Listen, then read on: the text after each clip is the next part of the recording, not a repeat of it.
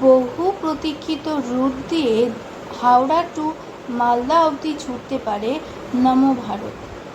জানুন ভাড়া ও সময়।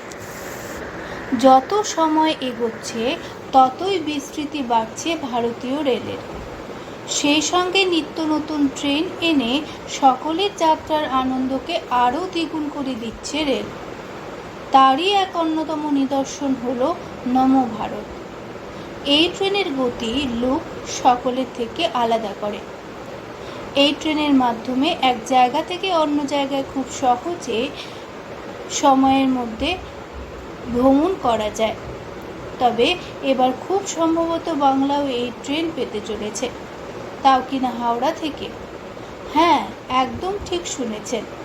সব কিছু ঠিকঠাক থাকলে খুব শীঘ্রই এই ট্রেনে করে উত্তরবঙ্গ যাওয়া আরও সহজ হবে। হাওড়া মালদা রুটে ছুটবে নমো ভারত। জানা যাচ্ছে খুব সম্ভবত হাওড়া মালদা রুটে এই নমো ভারত ট্রেন ছুটবে শীঘ্রই। যদিও এই বিষয়ে রেলের তরফে আনুষ্ঠানিক কোনো বিবৃতি জারি করা হয়নি। যদিও এই দুই জায়গার মধ্যে ট্রেনটি চলে তাহলে সকলের জন্য খুবই সুবিধের বিষয় হবে।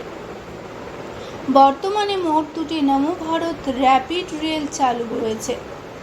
আহমেদাবাদ থেকে ভুজ এবং জয়নগর থেকে পাটনা অবধি চলছে ট্রেন।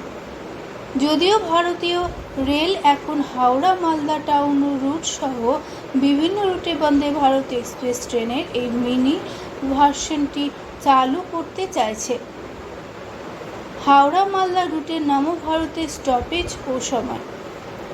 হাওড়া থেকে মালদা শহর নমো ভারত র্যাপিড রেল নবদ্বীপ ধাম হয়ে চলাচলের সম্ভাবনা রয়েছে। হাওড়া মালদা শহর নমো ভারত র্যাপিড রেল 6 ঘন্টারও কম সময় 332 কিলোমিটার দূরত্ব অতিক্রম করবে। এবার আসা যাক স্টপেজের ব্যাপারে।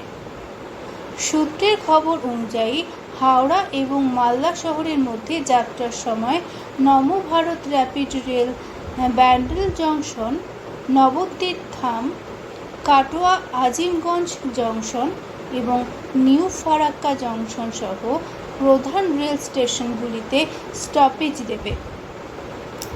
ভাড়া। এবার জেনে নেওয়া যাক এই রুটে ভাড়া কত হতে পারে।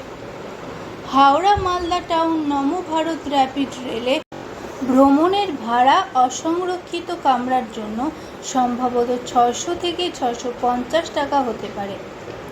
এছাড়া হাওড়া থেকে মালদা টাউন নমো ভারত র্যাপিড রেলে 16টি কোচ থাকবে।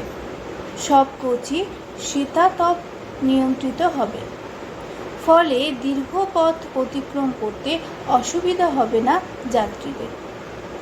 হাওড়া থেকে মালদা টাউন নমো ভারতের সম্ভাব্য সময়সূচি। হাওড়া থেকে মালদা টাউন নমো ভারত র্যাপিড রেলটি হাওড়া থেকে সকাল 8টায় ছেড়ে মালদা টাউনে দুপুর 2টোয় পৌঁছবে বলে আশা করা হচ্ছে। ফিরতি পথে ট্রেনটি মালদা টাউন থেকে বিকেল 3টেয় ছেড়ে হাওড়া জংশনে রাত 9টায় পৌঁছবে বলে মনে করা হচ্ছে।